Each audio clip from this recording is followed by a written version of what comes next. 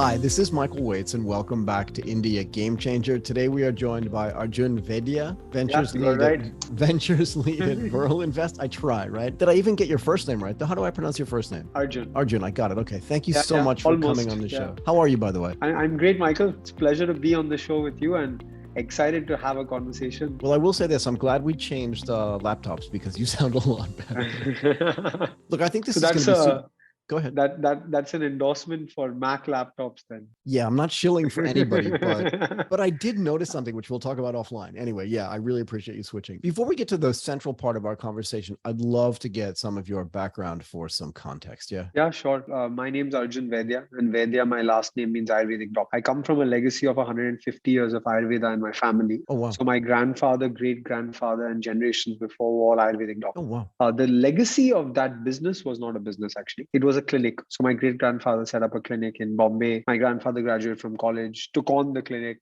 graduated from medical school, took on the clinic. And in the 80s and 90s, he became one of India's most successful doctors in the Ayurveda realm. So he saw 350 patients a day, had 12,000 patients on a monthly basis, ranked him via post. He was a famous doctor. Okay. But he didn't care for business, sales, distribution, marketing strategy. He cared for service. So consultation was actually free in this clinic, and you only paid for the medicine, which was our family IP passed down from generation to generation. And was this can I ask you this though? Was that medicine that was traditional that I could buy anywhere? Or was this specific like Ayurveda style medicine? Yeah, so it was proprietary family recipes for natural herbal formulations. Got it. Go ahead.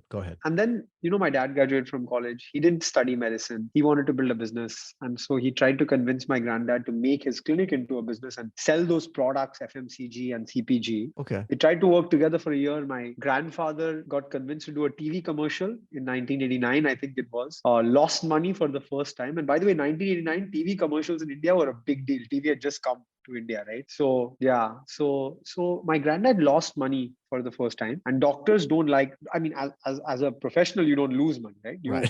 maybe make a little bit more, a little bit less, but you don't lose money. And so my granddad said, look, this business thing is not for me. If it's something you want to do, you can do it somewhere else. But if you want to work with me, you work in my clinic. So what did your dad do? Because he wasn't wrong, right? He wasn't wrong. So eventually he learned how to make jewelry and set up jewelry manufacturing business to make jewelry for his mom's friends, then eventually set up a B2B business. Now runs one of India's most famous and premium jewelry brands called Rose. Has been doing that for about 40 years now. Oh, wow. And he also runs a watch business. Okay.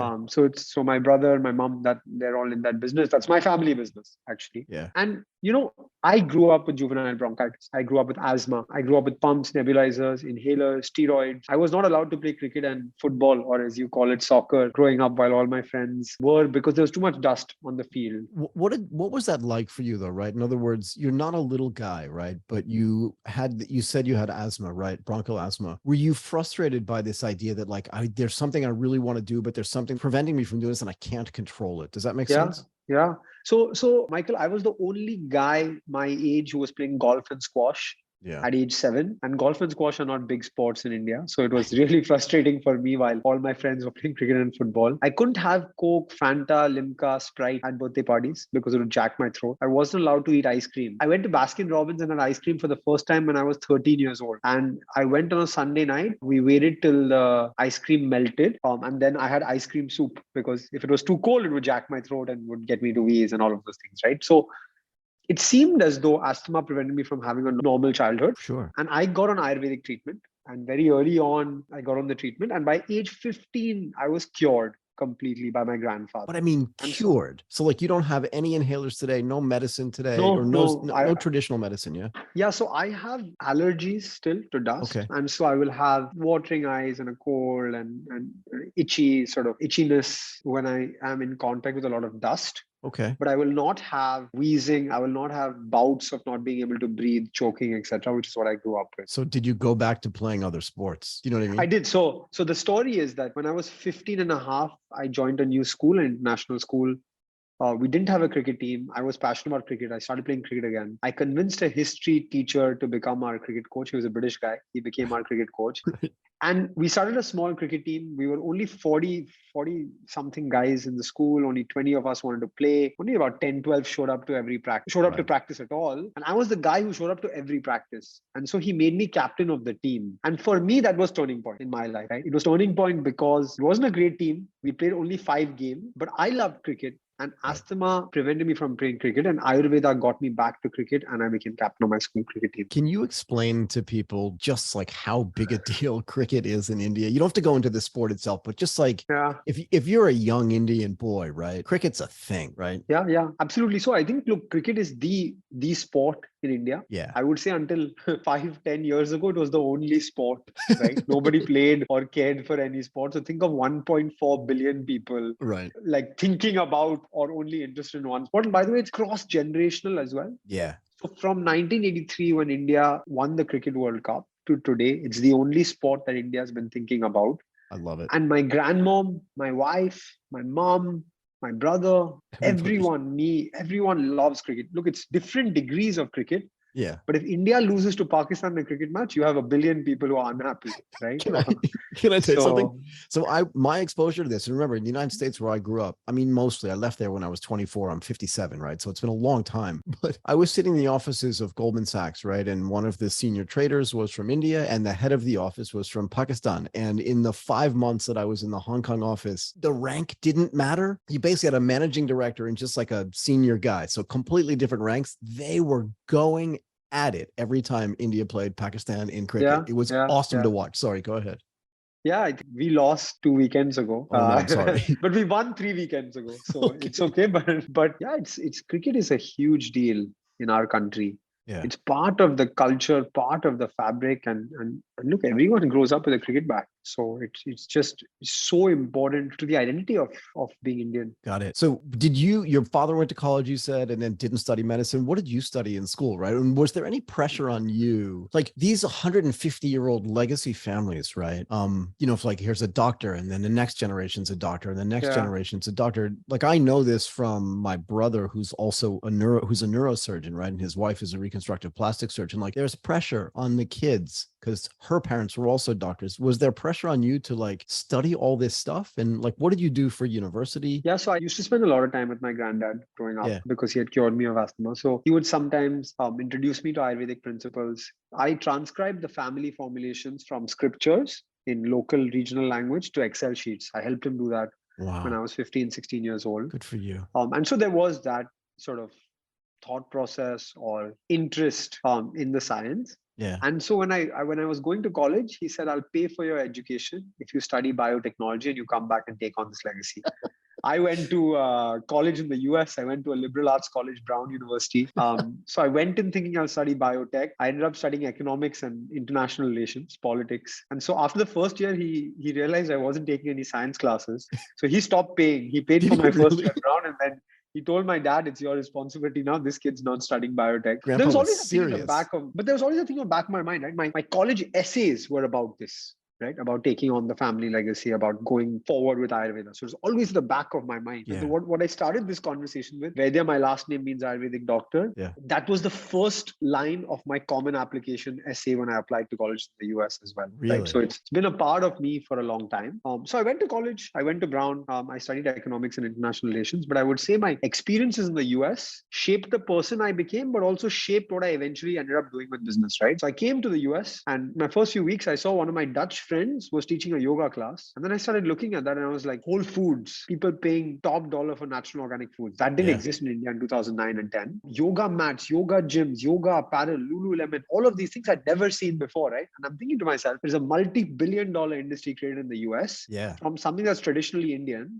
but Indian companies have nothing to do with it at all. Really? So India gains no value from this mammoth industry of yoga in the US. And so I called my granddad from campus and I said, by the way, I just want to tell you, this is what's happening in the US, and we can't let the same happen with Ayurveda. So I made him a promise. I'll Can I do ask you a something question with though? it. Because this is like the second generation of his offspring telling him you have to be in business, right? Because your dad did it too and said, go on TV, do a commercial. And he was like, I'm losing money. I'm not doing that again. And then you come back and say the same thing. What did he say to you? By the time I grew up, he realized that he should have built a consumer brand. So he was always thinking about it. Go ahead. But I think that, look, I think his mentality was a mentality of healing, right? That's what he was sort of focused on. And doing business, motivations for business are different. So I think eventually he would always get stuck in this crossroads, right? Yeah. And I didn't blame him for it. So I came back to India after that in 2013. I worked in private equity for 2.5 years at a fund called L Capital, now merged with a US-based fund called Cariton. So consumer sector focused investment fund. And I learned a lot about the Indian consumption story actually when I came back. I learned about the fact that India was now consuming quintessentially Indian products. Yeah. What I'm trying to say here is I grew up in an India which was obsessed with imported products, because in the India of the 90s, what was imported was considered good and what was Indian was substandard. Yeah.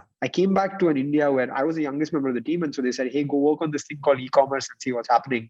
And e-commerce was just starting in India in 2013, 14, Fair right? enough. So Yep. Amazon had just started in India at that time. What about Flipkart? Was that there? Flipkart was, I think, 2009 or 10 is when they started, but It's they were still just new, starting to scale. Yeah, just starting to scale in India. And so I started working on this thing called e-commerce, and I started spending time with like businesses like Myntra, Jabong, Pepperfry, Bluestone, Zivame, all of these like vertical marketplaces. And I realized over that time that e-commerce was here to stay, right? It was not a fad. It was here in India to stay. And the third thing I saw was Ayurveda was undergoing a renaissance, right? So 2014, our government changed. Ministry of Ayush was created. There was a large company called Patanjali created, which was then doing like $1 billion in revenue and just started at that time. And so there was lots of interest towards the science, which hadn't happened in the last 50, 60 years, right? So all of these things seemed like the macro was coming together, and then the micro happened, right? Every entrepreneur needs that moment. And that moment for me was my grandfather's passing. He passed away. Sorry. And we had this rich legacy. We had these formulations. I remember that promise I'd made him. And I was at my dad's 50th birthday party thinking, can I quit this high paying private equity job to go into the abyss and do Ayurveda products, which I know very little about, and I'm 24 and a half years old. Right. I gave a speech on my dad at this birthday party that was organized by his team in his office. And by this time, my grandfather's clinic was running as a dispensary. Only patients who came with his prescription would get the medicine. And his nurse of 17 years was at this party for my dad. And she came to me at the end of the party and she said, you're talking about your dad, but are you going to let your grandfather's legacy die? And at that moment, I realized if it skips one more generation, it's over. It's over. All of this legacy is done. And so I quit my job. And that's it. 24 and a half year old. I want to get back to this idea though, right? Because I asked you at the beginning, was there any pressure? You went to Brown, you didn't study biotechnology, you studied economics and international relations. And grandpa said, never mind, I'm not paying. Like the dude meant what he said, right? Yeah. I love this idea. But then when you came back and your grandfather passed, again, there's this idea of there is a family legacy. Now what do I do, right? Yeah. So look, I think there was no pressure because by this time my grandfather had passed. Yeah. And so while everyone was excited, I was doing something with it and it meant a lot to my grandmom. It was pretty much done, right? There was nothing there any longer except IP and formulations and a name as such. So while I felt pressure internally, nobody else put pressure on me because my grandfather was a big deal.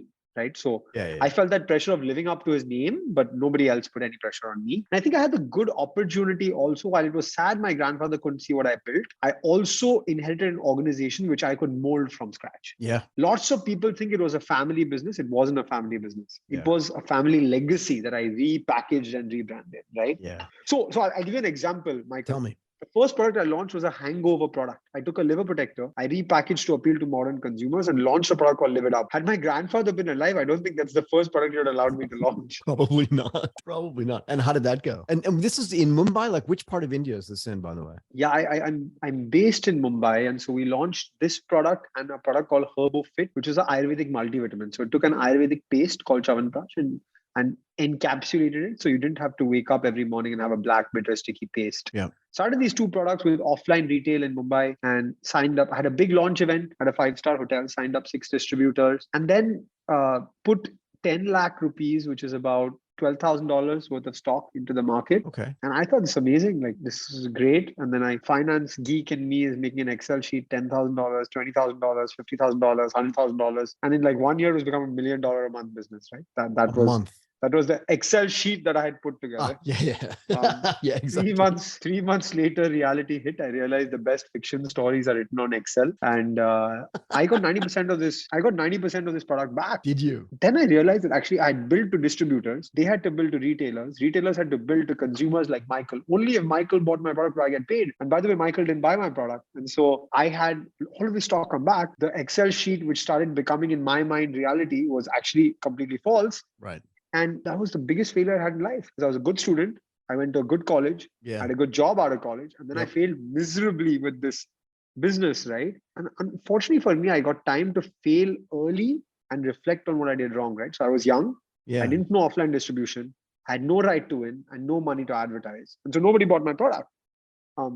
But why? That's when why was nobody buying it? In other words, if tons of people were coming to your grandfather's clinic and to the dispensary, why, when you repackaged it into kind of like a more modern format, weren't people buying it? Were you surprised? And was it just because there were so many people in the middle, or was it just a marketing problem? No, like, what was the deal?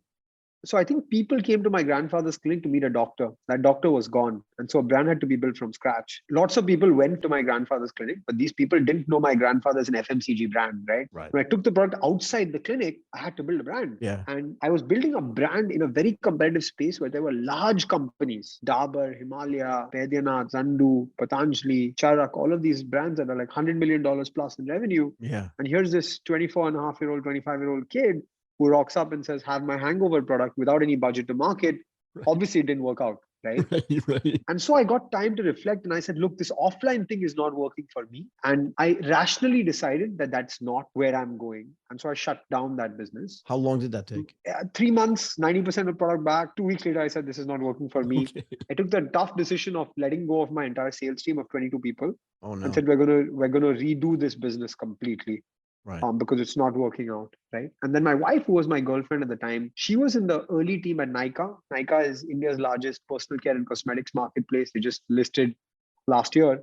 And she was part of the early team there. And she had then moved on from there to do impact investing. She was also at Goldman, by the way, Michael, in London after college. And she said, look, you've seen this e-commerce thing play out in your time as an investor. I've seen it play out in my time at Nykaa. Why don't you do Ayurveda online? Nobody's doing it online. And by this time, I was already very stressed that things hadn't worked out. Running a consumer products business is complex, right? Very. You have sales, distribution, marketing, strategy, procurement, supply chain, regulatory, legal, HR, IT, admin. I was 25 years old. I'd never run a business before. So I said, look, I'm drowning in this work. I need a co-founder. You know online. Will you come on board? I convinced her to join. We got engaged. She joined the business. And that's when we launched Dr. Vaidya's in its new avatar, the online business. And then the rest is history. What year was that? So November 2017, we launched our website. We did one order every 3 days on our website. Fast forward three years later, we were doing 5,000 orders a day. We launched 80 products. Were you nervous at the beginning when the online business didn't, grow like super fast? Like one order a day is nice, but it's not gonna like break the bank. One order every 3 days is worse than one order 3 days. Yeah, sorry. Yeah. But you know what I mean? Like, were you a little nervous? You convinced your wife to quit her job. You left your high-paying job. You'd already failed once. Like, what was the feeling there? Insecurity, I'll tell you, Michael, is part of every entrepreneur's life and journey. People think that when you become big, when you raise money, you don't feel insecure. The insecurities are different. My insecurity at that time was, hey, can I get to 10 orders a day and at least make it worth my while?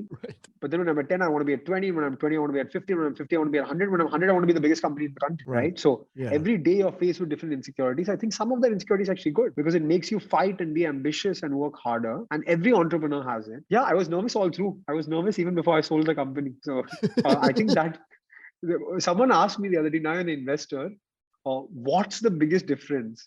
So the biggest difference is I can sleep at night and wake up next morning without my heart in my mouth. Because as an entrepreneur, your heart is always in your mouth. Yeah, I mean, do you get the sense that fear when you're building something from scratch never kind of goes away, right? You said it, like, if you have 10, you want 20. If you have 20, you want 40. Like, I think about this too when I'm building a business. I wake up some days and I'm like, I nailed it. I completely nailed it. And by the time the day's over, I'm like, I'm going bankrupt. Do you know what I mean? Yeah. Like, you don't have that feeling? It's natural. It's normal for an entrepreneur and it happens all the time. So I think that's one thing that I felt all through. You just want to get better all the time. And entrepreneurs are fundamentally ambitious people. Right? Yeah, for sure. So you sold your business after operating it for how long? For how many years? About 4.5 years. And what was the impetus impetus to sell? I mean, I get the idea that you can like monetize it and take the money away, but there's this feeling I have when I'm building something that I don't ever want to give it away, right? Particularly if it's growing and it's fun to do. Like, what's the idea behind selling? Yeah, I think, Michael, it's a good question. I've answered it a lot of times now because a lot of people ask I'm me this curious. question.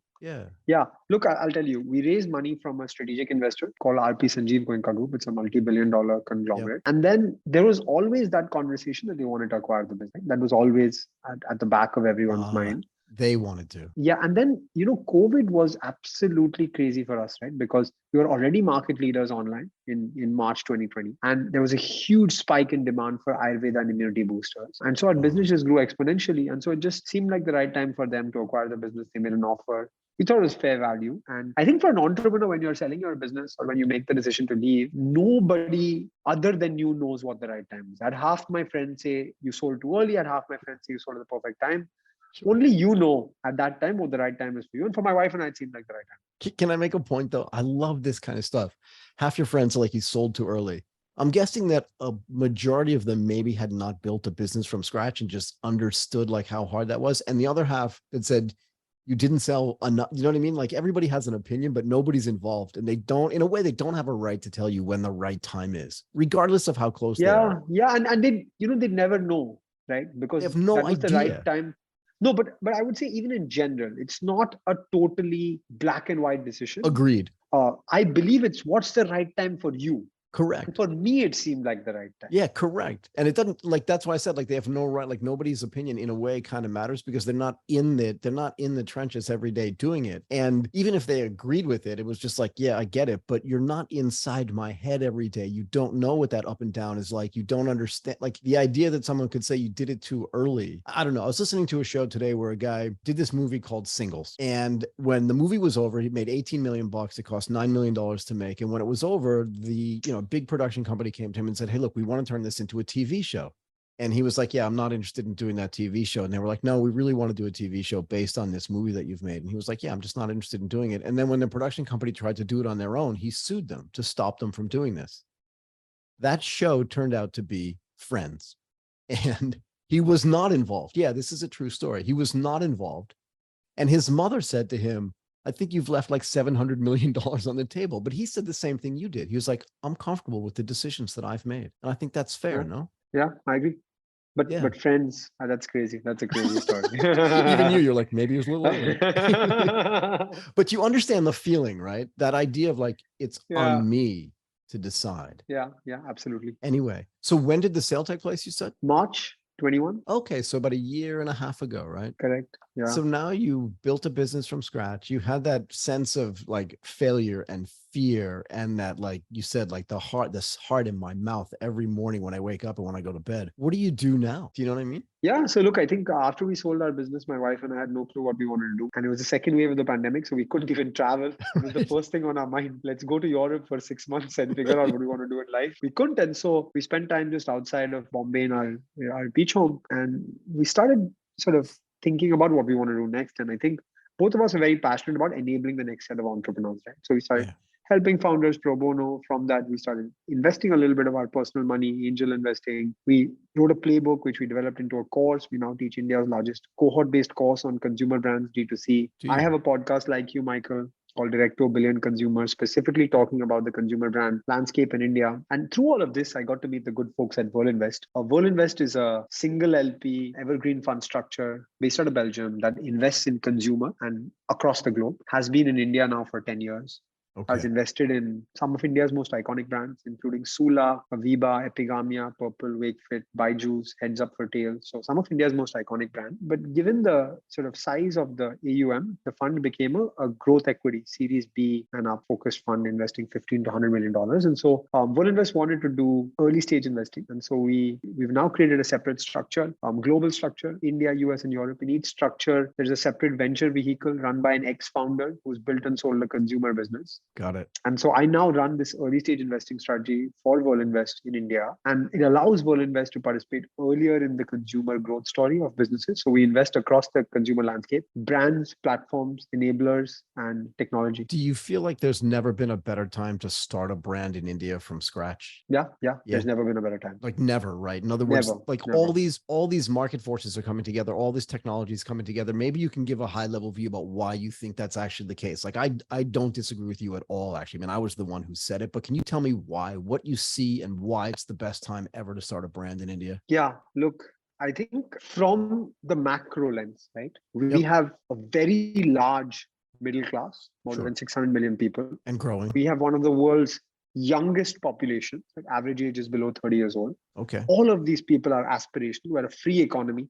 In India, Google is Google, Facebook is Facebook, Apple is Apple, and Walmart is Walmart, right? So we're a free economy. So it just builds a beautiful consumption story, right? I think the other beautiful thing that's happened in India now is that online has allowed insurgent brands like us to actually, without building nationwide distribution, build nationwide distribution. What do I mean by that? I mean that Dr. Vaidya's in 4.5 years reached 16,500 zip codes in India. That's 60% of India from one warehouse, right? Consumers are aspirational, but if there's a brand selling caffeinated cosmetics and there's a brand selling caffeine-based cosmetics, they may have 10,000 addressable consumers in Bombay, 20,000 in Delhi, 30,000 in Bangalore. Maybe offline retail to start may not be the right go-to strategy for them, but in online, you can actually aggregate the demand of all of these consumers across this country and build a large business, right? And I think India is ready for aspirational brands. India is ready for new brands. India is ready for insurgent brands. And so 2017 onwards, all of us started creating these things. And then consumers just got captivated by their imagination. We captivated consumers' imagination. And today I hear about new brands opening up every time. And I think that the wave that happened in the West of brands being created 15, 20 years ago, that's come to India now. And so there's no better time. So you talked earlier about e-commerce and vertical marketplaces, right? I do another show called E-commerce Undercover. And the whole premise of that show is that marketplaces are not the be all, like these vertical marketplaces are not the be all, or these big marketplaces, excuse me, not the be all and end all for e-commerce, right? That it's not solved yet. And that big companies like Amazon are not the end of the e-commerce evolution, right? So if you see, this is one of the other reasons why I think that it's the best time, not just in India, but globally to start a brand, because people like discovery is this gigantic problem, right? You just want to use Amazon as a proxy, but if I go to Amazon and I search for something, I get a bunch of noise that I don't want to see. And there are offline equivalencies to this that we can run through, but I don't want to waste your time with that. But this idea of like, I just want this thing. And if I search for that thing, I just want to go to the place that has that thing and don't tell me about everything else that's around it and don't recommend other things to me. Like, what is it like? What do you see this look like? Yeah, look, I think exciting time because consumers have choice. Yeah. I love choice, right? Yeah. But choice can get, as you said, intimidating and there can be too much noise with that. And so I think it's a very interesting place in India now. My dad is now ready to consume online. He never placed an order online. The pandemic hit. He was the father of an e-commerce entrepreneur. He placed his first order on Amazon in April 20. He's placed 60 orders on Amazon since. He now goes on his Instagram feed, clicks on an ad, goes to a D2C brand website, buys from their website. And if they don't deliver in time, he calls their customer care and says, hey, it doesn't take 3 days for an order to reach from Bombay to Bombay, right? So I think consumers are evolving. But my view always is that don't choose a channel, let your consumer choose your channel. So what does that mean? What does that mean? That means that some brands say, hey, should I be just only on my own website? Should I be only on Amazon? Should I be only on Flipkart? No. The good part about digital business is that data tells you what the consumer is trying to tell you, right? So if you're on your website and you're on Amazon and Amazon's actually giving you 2x the orders at half the cost, the customer is telling you, hey, your product, I want to buy on Amazon, not on your website. So double down on that, right? And so that's what I tell folks who reach out to me, folks part of our cohort as well, let your customer choose the channel they want to consume your product. Your responsibility is to be available on that channel. But what's the data that tells you what that channel is, right? Particularly for early stage brands. And there's a bigger part of this question to me. If every early stage startup, and tell me where I'm wrong here, is an experiment, then every early stage brand is also an experiment, right? How do they know at the earliest stages what that channel should be? Or should they just test all of them and then let the data help them decide what those channels should be? You know what I mean? Yeah, look, I think data, right, is very simple if you think about what will tell you what works, right? So it's the sale velocity, right? The amount of sell-through you're getting on the platform, the cost of acquiring the customer on that platform, and your return on aggregate ad spend, right? So these are the Got it. Got it. So tell me, what's the name of your podcast again? It's called Direct to a Billion Consumers. That's a very big name. And what are you trying to accomplish with this, right? Every podcast has a reason. What's the reason for this? And what do you do on it? Yeah. So the reason I started the podcast was there's lots of people who are starting D2C brands. Yeah. Lots of people we talked about it, yeah. New age consumer brands, and they have nowhere to go for information, right? And so I had nowhere to go when I started, and that's what I wanted to create. So I started this podcast about a year ago. I've had like 35 episodes now almost. And the idea is if you're starting a new brand in India, here are 30 plus stories of entrepreneurs and their journeys that you can think about before you start, right? And I keep adding episodes. Space, yeah. In the brands space. So I get D2C brands, retailers, investors, enablers. Those are the kind of people I get on the podcast. And what do you feel like it should serve as a repository of information as you're starting off. Yeah, I mean, look, it's the same reason why I do it. I think there's a ton of information out there that people can learn from listening to the conversations that people have, right? That's why I do this as well. And I think that in a way, it's one of the best ways to learn, right? And we talked about this when we prepped. I don't want to interview you. I just want to talk to you because I want to learn stuff from you. And if you do the right thing on your show, the 35 episodes should be like an encyclopedia of learnings for people, no? Yeah. And the best feedback I get is when people message me saying, hey, man, I heard this before I started and this gave me this or helped me with this. Yeah. So I think that's the reason I do it. Does it also help you from an investment standpoint? Yeah, I think it does. Obviously, to get your word out there as someone who cares for the ecosystem and wants to build the ecosystem, I think it helps. But the underlying reason behind it was if I was starting today, would this help me? Yes, it would. Yeah. If the 24 and a half or 25-year-old could have listened to your current listen to podcast, all of this. Yeah. They'd get a ton of learnings, which I didn't have when I started. I want to ask you one more thing, and then I want to let you go. Maybe the average temperature in India is in Mumbai is in the 30s, right? The average temperature in Providence, Rhode Island can sometimes be like 0. Yeah. What was the adjustment like for you being in Providence? It was cold. Really, really cold. But I'll tell you honestly, like lots of people from Bombay get excited by snow and by cold. No. I am so happy that I can wear this every day of the year in Bombay. Right. We have no seasons. Right. I can wear a half sleeve polo t-shirt or a t-shirt or a shirt. I never wear a jacket ever. I only have a jacket here behind me because the AC is too cold in the office and other people like it to be cold. So I like the weather in Bombay. It's beautiful because there's no seasons. Yeah. And it's between 20 to 30 degrees Celsius pretty much 90% of the year, right? Yeah. 20 to 35 degrees Celsius. Something like that. And by the way, I like the heat. If I wake up late on a Sunday, I will go at 11 a.m. for my run. And I'm totally same okay here. with it. Same here. I actually like that feeling of sweating when I'm running. I went for a run today. I don't feel like I've accomplished anything unless I've sweat a lot. I mean, I asked the question because, look, I've chosen to live in a hot place, right? I love it. If I never see snow again, it'll be too soon. And I grew up in Boston and Connecticut, right? So I know, like in that area, it snowed when I was a kid like crazy. And if I never see snow again, I don't care. Anyway, I just wanted to ask. Okay, this was awesome. Arjun Vaidya, Ventures Lead at Verlinvest, and just a super interesting dude. I really appreciate you doing this today. Cannot thank you enough. Thank you, Michael. It's been a pleasure.